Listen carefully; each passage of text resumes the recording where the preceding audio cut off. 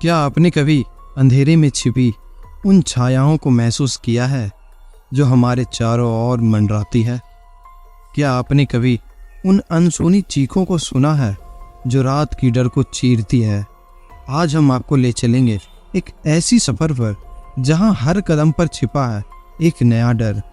तैयार हो जाइए, क्योंकि हम आपको सुनाने जा रहे हैं एक ऐसी कहानी जो आपको सोचने पर मजबूर कर देगी कि क्या वास्तव में भूत प्रेत होते हैं या ये सब एक कल्पना है।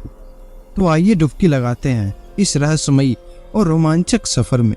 कहानी की शुरुआत होती है एक छोटे से गांव से जिसका नाम था अंधेरा।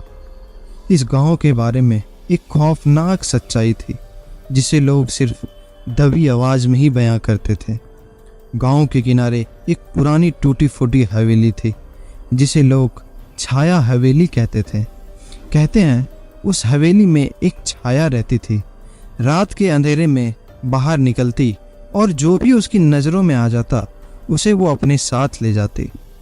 रवि, जो एक जिज्ञासु लड़का था, अपने दोस्त के साथ गांव में घूमने आया था। उसने गांव के बारे में सुनी कहानियां को महज एक अफवाह समझा। रवि के साथ उसके 3 दोस्त अंजलि, विक्रम और मोहित भी थे। वे सभी रोमांचक कहानियां के शौकीन थे और डर से दूर दूर तक कोई लेना देना नहीं था। रात के समय रवि और उसके दोस्त गांव के लोगों से हवेली के बारे में पूछताछ करते हैं। गांव के लोग उन्हें वहां जाने से मना करते हैं, परंतु रवि की जिद के आगे कोई नहीं टिकता। चारों दोस्त हवेली जाने का फैसला करते हैं, यह सोचकर कि वहां जाकर कुछ दिलचस्प अनुभव करेंगे और अपनी यात्रा को यादगार बना देंगे। हवेली में प्रवेश करते ही उन्हें अजीब सी ठंड महसूस होती है। हवेली के अंदर अंधेरा और सन्नाटा था। दीवारों पर उखड़ा हुआ प्लास्टर, फर्श पर धूल और जाले, एक अजीब सी बदबू हवेली को और भी डरावना बना रही थी। अचानक से हवेली के अंदर बंद दरवाजे अपने आप खुलने लगते हैं। अंजलि चौंक जाती है और कहती है, ये क्या हो रहा है? लेकिन रवि उसे चुप कराता है, कुछ नहीं, हवा का खेल है। जैसे ही वे सभी आगे बढ़ते हैं उन्हें एक कमरा दिखता है जहां से किसी के रोने की आवाज आती है। वे सभी कमरे में प्रवेश करते हैं। कमरे के बीचों बीच एक काला धुंधला साया खड़ा होता है। वह छाया धीरे धीरे उनकी तरफ बढ़ने लगती है। विक्रम उसे रोशनी में देखने की कोशिश करता है, लेकिन जैसे ही वह टॉर्च उस पर डालता है छाया अचानक गायब हो जाती है। तभी मोहित चिल्लाता है, देखो दरवाजे पर। सभी मुड़ कर देखते हैं तो छाया अब दरवाजे के पास खड़ी होती है, मानो उन्हें बाहर निकलने से रोक रही हो। डर से कांपते हुए सभी बाहर की ओर भागते हैं, लेकिन जैसे ही वे हवेली से बाहर निकलने की कोशिश करते हैं दरवाज़ा खुद ब खुद बंद हो जाता है। चारों दोस्तों की सांसें तेज हो जाती है। हवेली के अंदर अचानक से सब कुछ सन्नाटे में डूब जाता है। कोई भी एक शब्द नहीं बोल पाता है।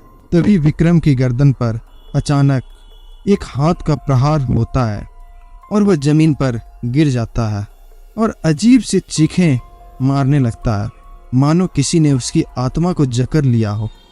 अंजलि और मोहित उसे उठाने की कोशिश करते हैं, लेकिन तभी छाया अचानक विक्रम के ऊपर मंडराने लगती है।